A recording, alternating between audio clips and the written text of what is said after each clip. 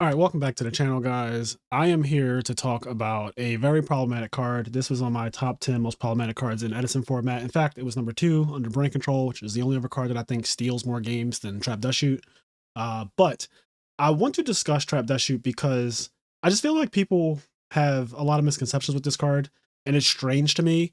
I play people on Dueling Book often, and even in real life, where at the end of the game, I'll say like, "What did you have?" and we'll flip over our cards, and they'll just have a dead ass dust shoot.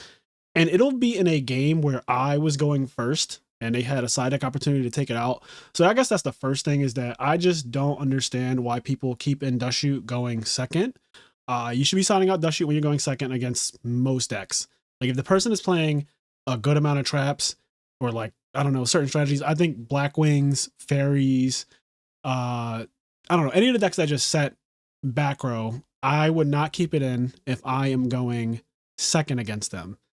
So Glad Beast is another one where you should be signing it out going second for sure, because that deck's whole goal is to like summon set 5 at their best case scenario, right?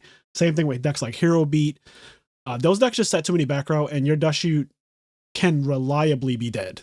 So I don't I don't keep it in when I'm going second against those decks. But there are decks where I do keep it in. So I want to talk about that as the next thing.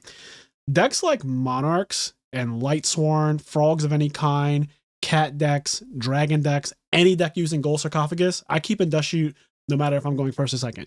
Because those decks have an agenda. Usually it requires that they keep a big hand. So if you think about how the Frog decks play, they always have a big hand. And if they don't, they're probably losing the game. So they will keep a hand above 4 usually, especially in the first several turns of the game. It's very unlikely that the Frog player's hand is going to go below 4. I'm not really sure what the situation has to be outside of them getting deck devastation virus. Lightsworn is kind of the same thing. Like a good Lightsworn player is going to keep a sizable hand, mainly because they're not really doing much. They don't play many traps. Most of their deck is monsters, and then they just have like beckoning lights. So it's really good against that deck as well. Also, I think it's good against those types of decks that have these crazy ass boss monsters.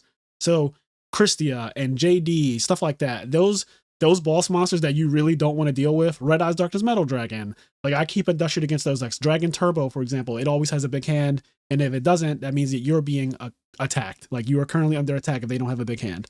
So yeah, it makes sense against those decks to keep in dust shoot going first or second, because at the end of the day, you'll probably get a turn to use it, and it could really be vital. So that's kind of my logic there. If their opponent plays Gold Sark, it's a high chance that that's also a deck that tends to keep a sizable hand. So I think of Diva Hero, I think of Frog Monarchs again, Lightsworn again, Dragons, like Trap Dragons, for example. They tend to keep a sizable hand, and not to mention that when the Gold Sark fully resolves 2 turns later, it'll be like they drew a card and added a card to their hand, so their hand size goes up 2 cards.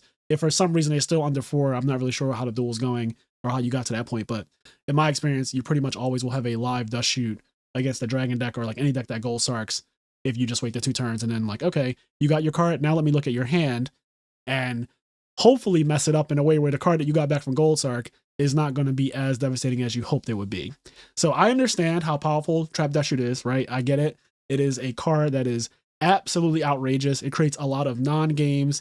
It's not a fair card. It doesn't feel good when your opponent activates it against you, but it's most powerful going first, and then it has diminishing returns from there on out. Like, don't get me wrong, obviously there are exceptions to everything. So everything that I say on this channel, period, there are always exceptions to. There are times when a mid-game dust shoot can be really good, but you also have probably experienced so many games where dust shoot, you drew it later in the game and it absolutely blows. Like it's the reason why you actually lost the game, and it's like, damn, if this was anything else, if it was just a D prison, I would have been in a better spot. And that doesn't feel good. So learn when to side this card out. It should not just stay in your deck just because it's powerful. It doesn't make sense to keep it in going second against a lot of decks. Know the matchups, know what people are playing, know what decks that heavy back row, or what decks just kind of explode. I think if I want to add to like decks to keep it in against, decks that play Pot of Avarice tend to be good to keep it in against as well, like Quick Draw. I just thought about that as I'm speaking.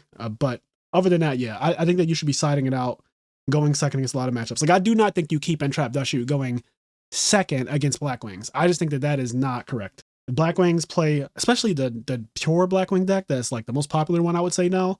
That deck plays so many back row, and it actually commits a good amount of them pretty early on because it also plays Starlight Road and Solemn Judgment and stuff like that. So it can set a good amount, and then your card's just dead. So that's that's the end of this rant. I hope to catch you in the next one. I hope this was helpful to someone. See ya.